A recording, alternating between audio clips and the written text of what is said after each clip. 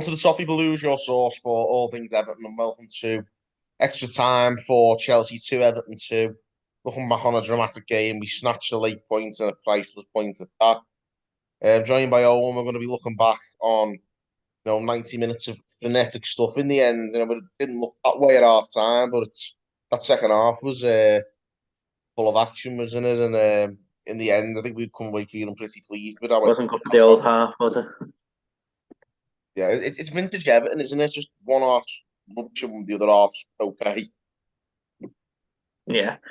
I I'm looking at the game. It's a game I'm really pleased with, but for different reasons. I think the first half we were very well organised, and apart from a Kovacic chance that he did well with to get off, and he could have got around target. Um, they had very little, but they passed the ball a lot, but didn't look like they were going to do anything with it. Um, And I thought we were just very well defensively organised, which we've got to be at these places because we don't boast the same technical and um, attacking quality as these teams have. Pretty much every team that can be said for. So we've got to do the other sides of the game, and we've got to dig in. We've got to camp in. We've got to be organised and hope something comes our way. And I thought first half absolutely smashing. We didn't give them anything. We didn't look to venture forward, but I think a lot of our sort of ills were in possession, but I think sometimes we put two passes together and the third one was terrible, and that's what was the key one to get us up the pitch. But in terms of the framework of the team, and that, I thought it was very, very good. Second half was a bit more frenetic and a bit less good for the heart. I thought we had much more of a go. I think we created almost like 2 XG in the second half in terms of just going at them. And I thought we did really, really well to create as many chances, but we gave up a lot of the sort of defensive framework. We started the second half a little bit more comfortable actually in terms of they didn't have anything for a while. They threw a few crosses in. That's easy for you to say. But other than that, they didn't have much, and then we make a mistake. It goes. That's the story of our season, and then João Felix puts them ahead. And I don't know about you, but I thought with the limited capabilities of the team, that was pretty much it then. I was convinced. I think they scored another goal that got disallowed, didn't they? Straight away, yeah. And I was like, oh, here we go. It's the usual capitulation. This will end up 4-0 or something. Mm, And obviously that goal got chalked off, and then about the hour mark, I don't know. I think it was about the hour mark. Just seemed to flick a switch and seemed to start giving it some like really like trying to win the set pieces. We started winning a few corners and troubling them. I think it was a succession of a couple of corners that led to our first goal, wasn't it? yeah. So, like I said, they pretty much go start from where they left off in terms of the first goal. Scored a second, but got disallowed. He was miles off, and then we started to just take a bit more of a risk and start to try and win the ball higher up. And like you said, that won a few corners and it got us off the pitch. And then great corner. And then yeah, the Corey puts it in. And at this point, you're thinking, just don't make any silly errors. And then almost instantly, Alex Iwobi plays the most bizarre square pass across the pitch I've ever seen. And then they break, and then they get a penalty. I think it was a penalty. I think they both had a bit of a go at him, and I don't think you can do that. But what I would say is, I don't know where that leaves Seamus Coleman's in Nottingham Forest the other week. It'll look to me very similar to that. He It was very similar to that. yeah, he clips his legs and he gives a penalty and no argument. On one angle, it did look a bit soft, but then when you look from another, they both clipped him and I think I the fact can't have it, puts it away. the matter is, I think Ben Godfrey was a bit soft letting these James get around him. To be Yeah, honest, I he didn't think really another scream thing as him. well, the midfield was a bit too compressed for that one, and then Wobie just played a bad pass, and they have a man advantage on their right, and they get a penalty through it. But then the mentality didn't stop there. We just carried on from where we left off and started. We weren't like creating loads, if you get me. But what we were doing, we were getting the ball forward nice and early. Loads of sort of like diagonal balls forward, and Sims comes on at this point, and we go 4-4-2, and it gets someone closer to Gray, and what it did, we just kept chipping it forward, and I don't know about you, I thought they really struggled to deal with our long balls after they went Mm. 2-1 ahead. I thought they would never win in the second balls, and I thought that's what got us up the pitch, and That's McNeil what had we one. needed to do. If we were going to get anything out of this game, we had to be winning those second balls, and we started to do it, like you say. And I think you have to mention that I think the quality of, we often talk about how limited Mikalenko is, but I think he plays a really good ball, a long ball into the corner, which led to the goal that got us the point. Yeah, It was a really good ball over the top into a little yard of space for the corner. And the corner's layoff's brilliant actually for that goal. yeah, it's two players who've been heavily criticised about their technical ability, but I thought Mikalenko just gets it out of his feet nice and early, and Decore just takes it down and lays it off, and Ellis He didn't even Sims, take it down to first time layoff in it. So just did drops he? it, dropped onto him, just first time, kings it off. Yeah, yeah, okay, I'll take your word for it. Um, yeah, he just sort of helps her on either way, and then Ellis Sims, full credit to him. He comes on, he hasn't been getting much lately, and I think that's because he didn't show a lot of outfields, and there's a lot required in this team other than just comes like scoring goals. But if he improves on that, he will get more chances, and he just takes the goal really well.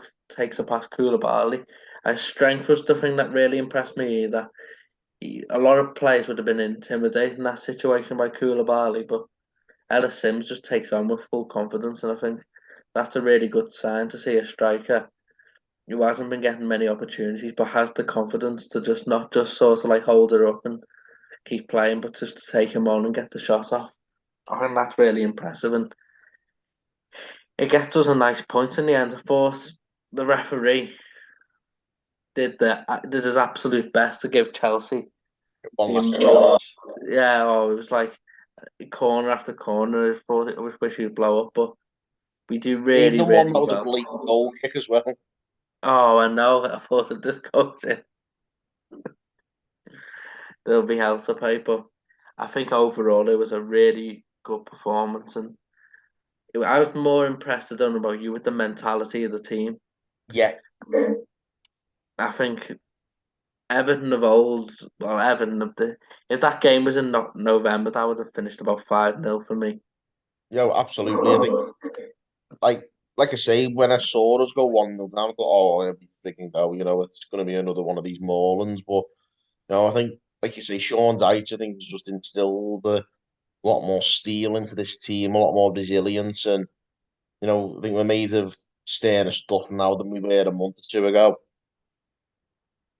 Absolutely, um, I think what the team is really excelling at the moment is the ability to take knocks or to take bad moments in games and come through it. If you look at the start of the second half, beat Brentford last week. How many times would you have seen Everton concede one, then two, then three? But they just battle in, they dig in, they give all they have to keep it at 1-0. And then it becomes a bit more comfortable for them net because what they've done is dug in for so long. I think that the mentality and the resilience of this team is what's really impressing me. And apart from a dodgy second half for Arsenal, where I think it was more their quality than anything, we have done really well to keep digging in. And I think that we were on 26 points at the moment. I think we had, 14 when Frank Lampard was sacked. So 15, I think. yeah, 14, yeah. So 10, 11, 12 points, something like that we picked up under Dyche. And yeah, One more win and one more draw, and you'll have equal Lampard's points tally. well, there we go. And we'll have to do that to stay up. But And then some. yeah, and that just proves difficulty of the task in hand, weren't it? Um, but yeah, I can sense not an expectation, but a hope now that this resilience, this character, this organisation can lead to us staying up and then having a potentially more comfortable season next season. But the staying up bit is paramount. Yeah, we've just got to get to that point first. But this result gives us a lot to build on. I think going into the international break with a defeat would have been really disheartening, and would have had a lot of people talking negatively on social media for the next couple of weeks, and you just didn't really want that. That last minute goal just lifts the whole mood around the fan base, and we go into the next game after the break then against Spurs back at Goodison, bit more positivity and hopefully a bit more of a positive momentum to carry through this break. And I was saying in the build up to this one about how, I mean, I said this about Lampard last year, but Lampard and Dyche are chalk and cheese when it comes to coaching abilities, as we've definitely learned now. I Yeah, I don't know about you, but I just want to give. I'm sure we'll discuss the manager in another video, but I want to give a lot of credit to Abdoulaye Doucouré because Abdoulaye Doucouré was someone who was um, left out, let's just say, under Frank Lampard. Um, he wasn't fancied. He didn't have himself, granted, but he was someone who wasn't for him. But he's come into this team now, and I think he's been really, really good since the manager change, and his role as sort of that link between striker and midfield is really key. And his off the ball work, his link play, his threat from set pieces, his overall game, I think, has been brilliant. And I don't think we've had a manager yet who's played him in exactly the role he should be being played in. And I think we're seeing the benefits of it. Yeah, well, it's a good point there about the roles because yeah, maybe he wasn't utilised. I think the best we saw of him was maybe in the early stages of Benitez, but you know what he did well for Decore, didn't do well for most of the team. So you know, you give one and take away 10. I think there, but but with Decore now, you're seeing, like you say, that the link between the midfield and attack sorry is exactly what happened in the build up to that winning goal. The way he just got in the little yard of space, first time layoff, and Sims was away. Like those kind of things, we don't see a lot of that from Decore, so it's good to see him really like providing an attacking outlet for us when we need it. Yeah, and people will know on social media that I've been a big fan of Decore since he signed because I think he's often been a bit different to the other midfielders we've had. If you look at Alan or Gomez or Schneiderlin or whoever we've had, and they've always been quite technical and quite slow.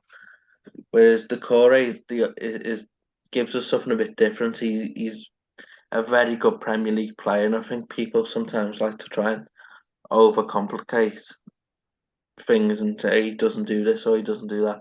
But what he does do is very good, and he would have started every game. And for me this season, if it was my decision, I was surprised he was taken out. Um, but no, I've been really impressed with him, and I hope he continues to keep his place in the team. And another mention, I know he's not everyone's cup of tea. I know we've criticised him a lot, but I think other than the odd sort of like lapse, I think Michael Keane's been fairly decent since he's come into the team as well. He's not the world's greatest centre back, but what he does reasonably well. I don't think he's someone you can rely on putting 10, 12 games together where he's faultless, but what you will get off Michael Keane is big performances and big moments. I'm not sure you get from some of our other centre backs in terms of getting you the win because I think Mean is very unreliable with his fitness, and I'm not sure I like Godfrey or Holgate centre back. And people don't seem to like Connor Cody, so Michael Keane's the last man standing. And I thought he was brilliant most parts on Saturday, and I thought he was brilliant against Brentford as well. Yeah, I think going forward now, I think I said this about Lampard last year when we were teetering above the drop zone, and Because Lampard's got to use this international break in March to really coach the players, but he wasn't up to the job. This could be a big 2 weeks for Sean Dyche to really like make the most of some time with the players who we don't have a lot of internationals in the squad. If his coaching can have the effect it's had so far, these 2 weeks should really help him get that drilled into them even further, and hopefully, you know, the few issues that we have got, maybe the odd individual errors, maybe we can try and can work on the next couple of weeks on maybe trying to iron those out. Yeah, yeah, I think that's what he'll try and do. I think he'll take the pause to reflect on what we've done so far, and I think we've got some decent points on the board, and I think it's all about that last push now, and I think this break will be good for him and good for us to take stock of where we are. Yeah, and I think whatever way the wind blows in the end, I think we're in a much better position now than we were when he took over. I No, mean, absolutely. it's far cry. But just the fact that we're here talking about potentially staying up is testament to how well he's done, really. Yeah, 100%. Yeah, we'll leave it at that one on this game. We'll obviously go into a bit of a deeper discussion about the manager and his methods and whatnot in the next show. But for now, we'll leave you guys to reflect on this game. Chelsea 2, Everton 2. Drop your comments, give us a like and subscribe for more content. Until next time, guys, thanks for watching on the Toffee Blues.